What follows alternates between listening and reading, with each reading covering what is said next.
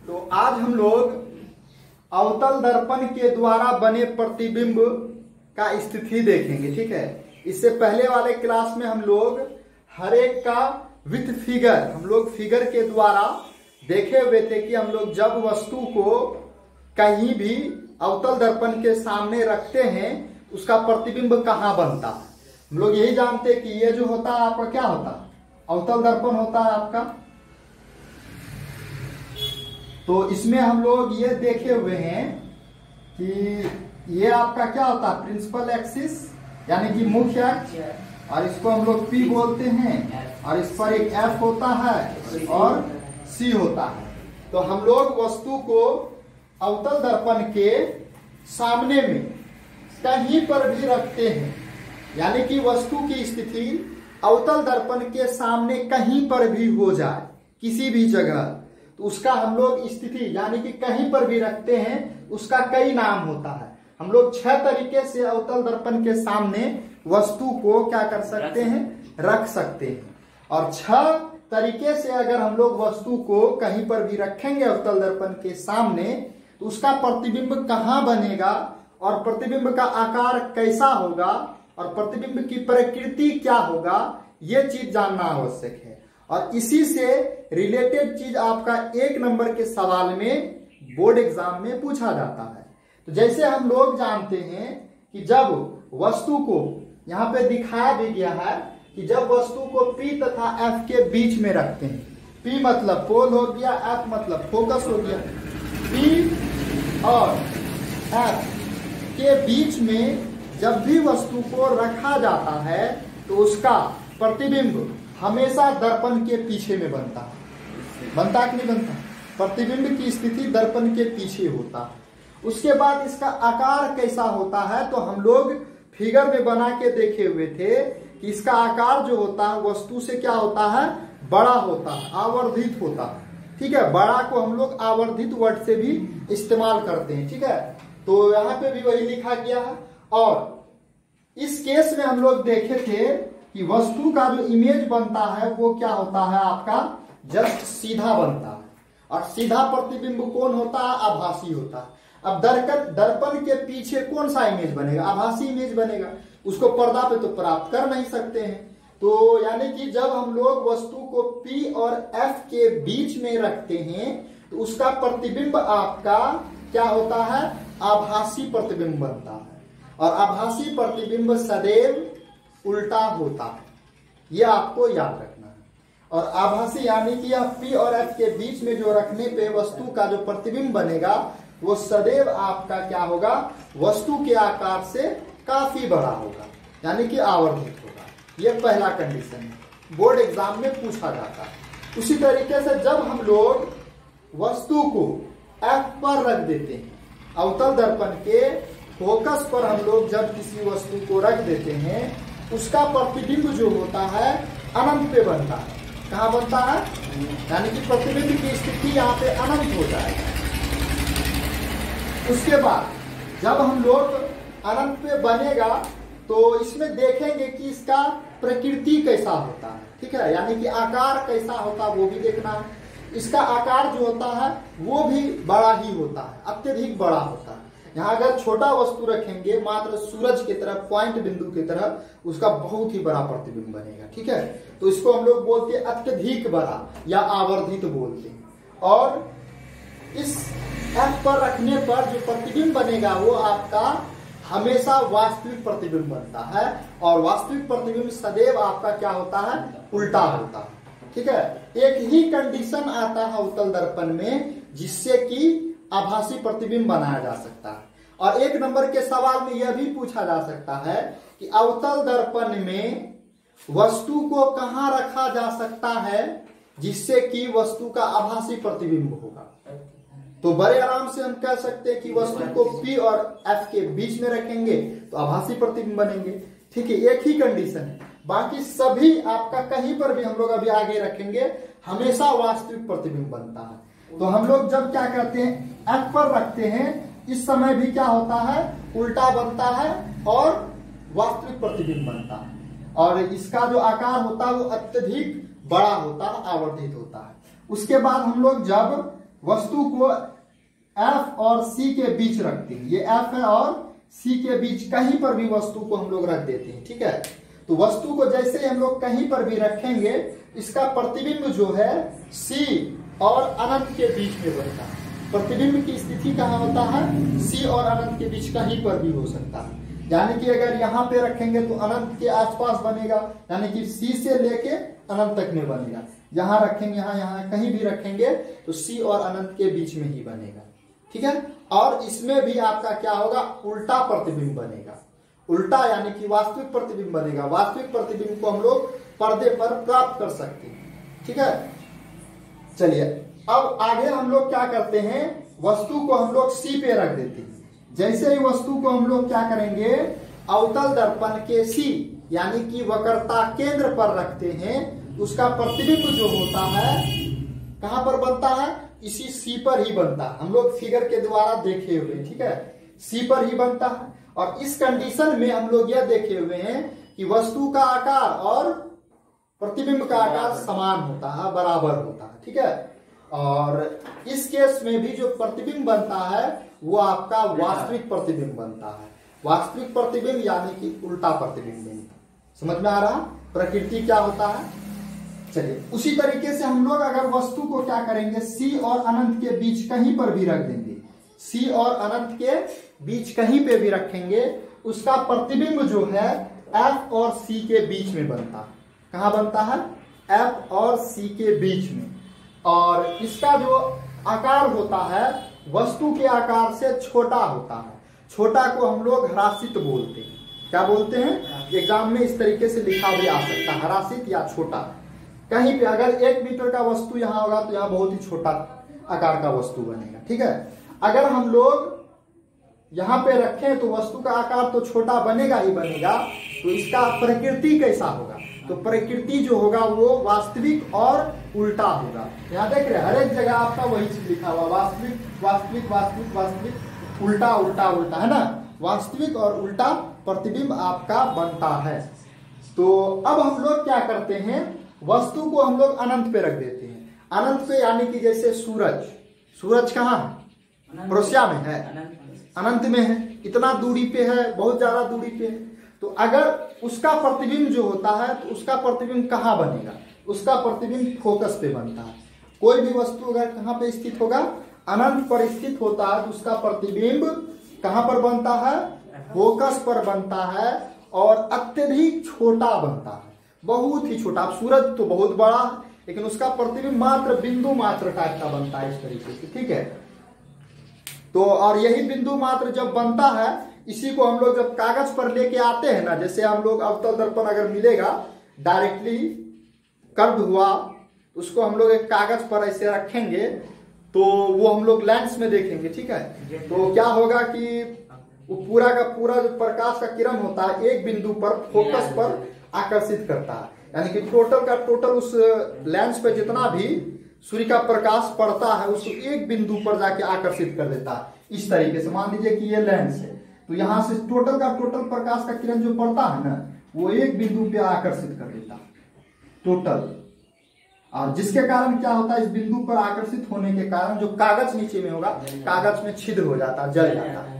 तो सारा का सारा सूर्य प्रकाश का जो एनर्जी है, ऊर्जा है, एक बिंदु पर आ जाता है, ठीक है। तो वही फोकस पे बनने के कारण ही होता है, ठीक है। इस तरीके से हम लोग अवतल दर्पण के द्वारा, है ना, वस्तु का जो प्रतिबिंब बनता है हर एक स्थिति का अलग अलग बनता है, कहां पर बनता है, प्रकृति क्या होता है, आकार क्या होता है, इसके बारे में हम लोग क्या कर लिए, जान लिए। और इससे रिलेटेड 1 नंबर का प्रश्न हमेशा आपको 1 या 2 नंबर का प्रश्न मिलता ही रहेगा। इसी तरीके से आपको पूछ लिया जाएगा कि वस्तु को हम लोग कहाँ रखेंगे तो उसका प्रतिबिंब कहाँ बनेगा।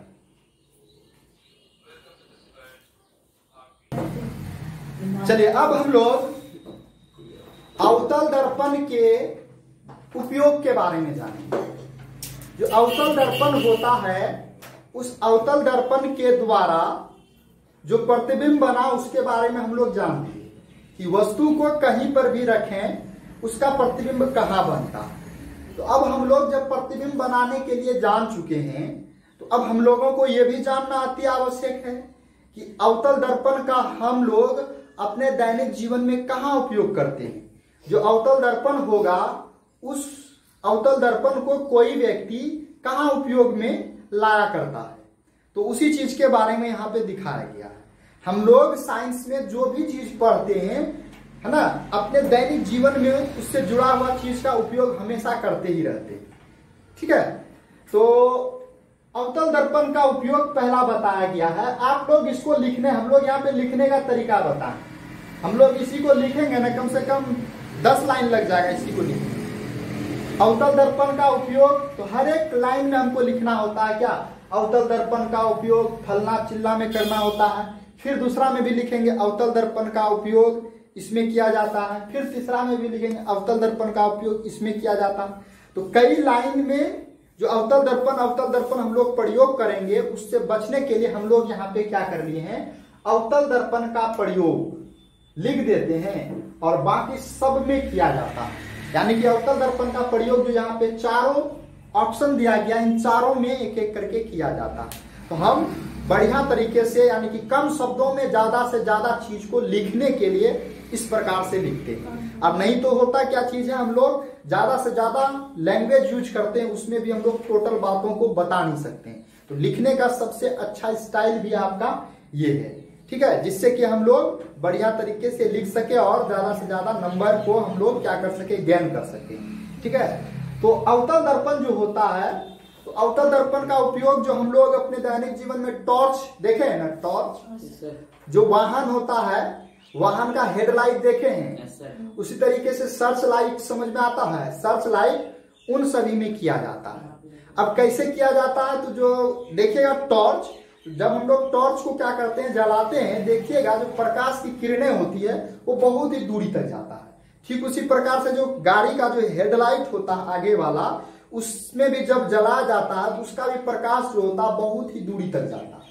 ठीक उसी प्रकार जो सर्च लाइट होता है, जो माथा पे लगा करके सर्च करता है, जो खान में है ना, जो जमीन के अंदर जाके है ना बहुत सारा अंदर से खनिज लवण को निकालता है, तो वो सब लगा के रखता है। ठीक है, तो उसमें होता क्या चीज है कि जब हम लोग पहला कंडीशन भी पढ़े थे कि जब वस्तु को फोकस पे रखा जाता है उसका प्रतिबिंब अनंत पे बनता है।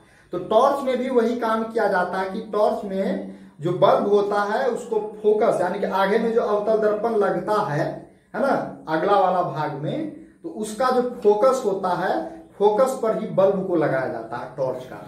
अब जब टॉर्च जलाया जाता है तो वो टॉर्च क्या करता है, टोटल के टोटल प्रकाश को अवतल दर्पण पे क्या करता है, प्रकाश की किरण को निकालता है। और जैसे ही अवतल दर्पण से वो निकलता है, वो समांतर किरण पुंज होते हुए बहुत ही दूरी तक चले जाता है। ये यहाँ पे मान लिया गया इस तरीके से अवतल दर्पण होगा, यहाँ पे कोई वस्तु होगा, इससे जो फोकस निकलेगा, हम लोग पढ़े थे कि जो अवतल दर्पण के मुख्य अक्ष के समांतर जो प्रकाश की किरणें आती है, वो दर्पण से परावर्तन के बाद मुख्य अक्ष के समांतर चली जाती है, पढ़ेंगे। तो आप फोकस पे कोई वस्तु को रखेंगे तो फोकस की दिशा में कोई किरण आपतित होगा, तो अवतल दर्पण से परावर्तन के बाद मुख्य अक्ष के समांतर बहुत दूरी तक जाएगा।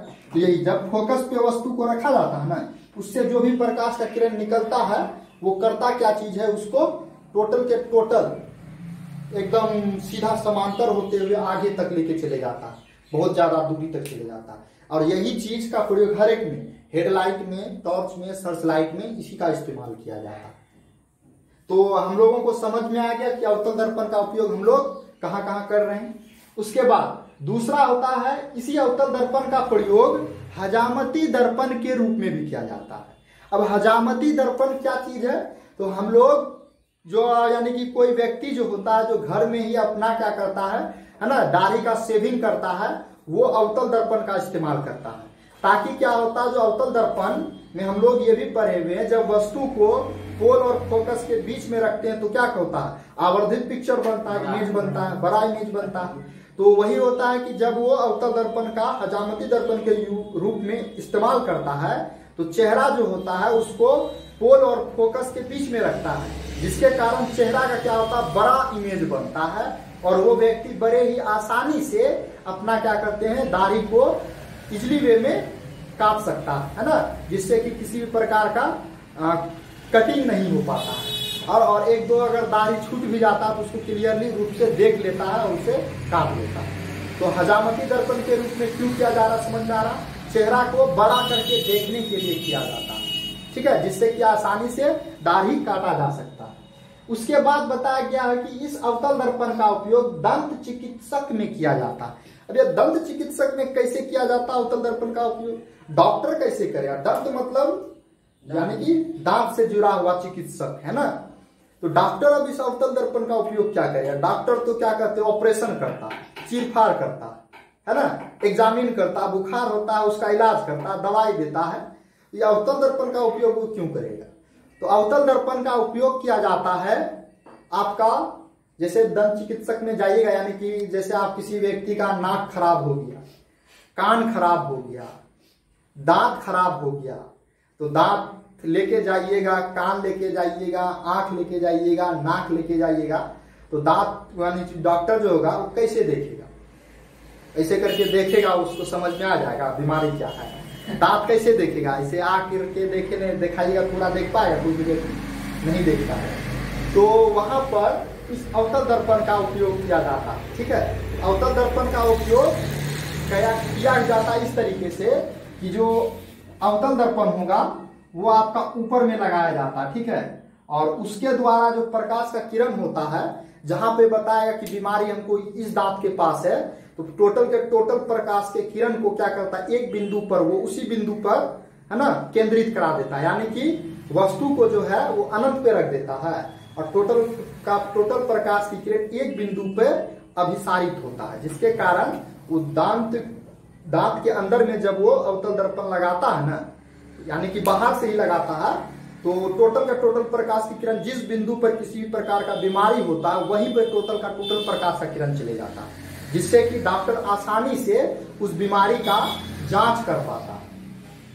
इसीलिए दंत चिकित्सक में अवतल दर्पण का उपयोग हो पाता है, ताकि जो भी डॉक्टर जो है आपका जो भी बीमारी है उसका बढ़िया तरीके से एग्जामिन कर सके और उस बीमारी का निपटारा कर सके। अगर जब तक डॉक्टर उस बीमारी को जानेगा ही नहीं कि बीमारी हुआ कैसे, कहाँ हुआ, बीमारी कैसे है, क्या है, जब तक देखेगा तभी ना उसका इलाज करेगा। उसी चीज को देखने के लिए ही वहां पे दंत चिकित्सक में अवतल दर्पण का उपयोग किया जाता है, कान, नाक, आंख, इन सभी के एग्जामिन के लिए। उसके बाद सौर भट्टियों में, अभी भट्टी तो समझ में आ रहा, सौर भट्टी क्या होता है? सौर भट्टी जैसे ईटा भट्टा होता है ना, वही सौर भट्टी होता है। हाँ, उसी सौर से, यानी कि हम लोग यहाँ पे देखते हैं कि ईटा को कैसे पकाया जाता है, तो कोयला से, है ना, या हवा गैस से, जिसको हवा हम लोग हवा बोलते हैं, हवाई भट्टा, है ना, ठीक, कोयला उसमें भी लगता है। तो सौर भट्टी होता, ना ही कोयला लगता है, ना ही डीजल, कुछ भी नहीं लगता, सूरज के प्रकाश की सहायता से ही टोटल के टोटल ईटा को पका लेता है। इसी अवतल दर्पण का प्रयोग करके करता क्या चीज है, उसमें सारा का अवतल दर्पण लगाया जाता, बहुत ही बड़ा बड़ा, ठीक है, और उस अवतल दर्पण के द्वारा जो जितना भी प्रकाश का किरण है उसको एक बिंदु पर आकर्षित कराता है, और जिससे क्या होता है, सारा का सारा प्रकाश का किरण का ऊर्जा जो है एक जगह पे आ जाता है, जिससे क्या होता है, गर्मी मिलेगा, गर्मी लगेगा, गर्मी आने से क्या होगा, ईटा पकेगा नहीं, ईटा पकाने के लिए गर्मी चाहिए, ठंडी चाहिए, तो गर्म लगेगा तो ईटा पकेगा नहीं पकेगा। तो उसी सौर भट्टी में अवतल दर्पण का उपयोग किया जाता है ईटा पकाने। समझ में आ रहा? इस तरीके से हम लोग अवतल दर्पण के बारे में भी जान चुके हैं। अवतल दर्पण का जो भी इमेज कहाँ कहाँ बनता है उसके बारे में भी जान लिए। अवतल दर्पण का उपयोग कहाँ किया जाता है, ये 2 नंबर के सवाल में पहले पूछा जाता था और पूछा भी जा सकता है, ये कई बार पूछा गया है, ठीक है। समतल दर्पण का उपयोग, अवतल दर्पण का उपयोग, तो इस चीज को आप हमेशा याद रखिएगा, ठीक है। और लिखने का स्टाइल भी अच्छा आपको मिला हुआ, किस तरीके से हम लोग लिख सकते हैं, तो यहाँ तक कोई दिक्कत है। अब हम लोग अगले क्लास में जो है अवतल दर्पण होगा या उत्तल दर्पण होगा, उसके चिन्ह परिपाटी के बारे में जानेंगे, यानी कि उससे नंबरिकल कई प्रकार का बनता है। हम लोग जैसे जानते हैं कि अवतल दर्पण इस तरीके का होता है, तो चिन्ह परिपाटी में हम लोग यह देखेंगे कि वस्तु को कहां पर रखते हैं और वस्तु का प्रतिबिंब कहां बनता है। तो जैसे हम लोग जाने कि ये आपका फोकस है और ये आपका क्या है, वक्रता दूरी, और उत्तल दर्पण में आपका इस तरीके का होता है। तो फोकस आपका कहाँ होता है? अंदर में। और आर कहाँ होता है? सॉरी, सी आपका अंदर में होता है। ठीक है। हाँ, तो अब यहाँ पर जब इस प्रकार का इमेज बना तो हम लोग यहाँ से यहाँ तक क्या जानते हैं? ये एफ होता है और यहाँ से यहाँ तक क्या होता है? आर होता है। तो अब आपको ये जानना है कि ये जो आपका फोकस दूरी है वो पॉजिटिव है कि नेगेटिव है, यानी कि जो दूरी लेंगे हम लोग पॉजिटिव है कि नेगेटिव है। आर जो है वक्रता त्रिज्या वो पॉजिटिव है कि नेगेटिव है। यहाँ पे उत्तल दर्पण में क्या होगा? पॉजिटिव होगा कि नेगेटिव होगा? हम लोग जो एक्सिस पढ़े हुए ना, जैसे मूल बिंदु, इधर क्या दूरी होता है? नेगेटिव। इधर क्या होता है? पॉजिटिव। नीचे क्या होता है? नेगेटिव। ऊपर क्या होता है? पॉजिटिव, है ना। इसी प्रकार का हम लोग इसी चीज से रिलेटेड एक चिन्ह परिपाटी का इस्तेमाल करेंगे, देखेंगे, उसके बारे में जानेंगे।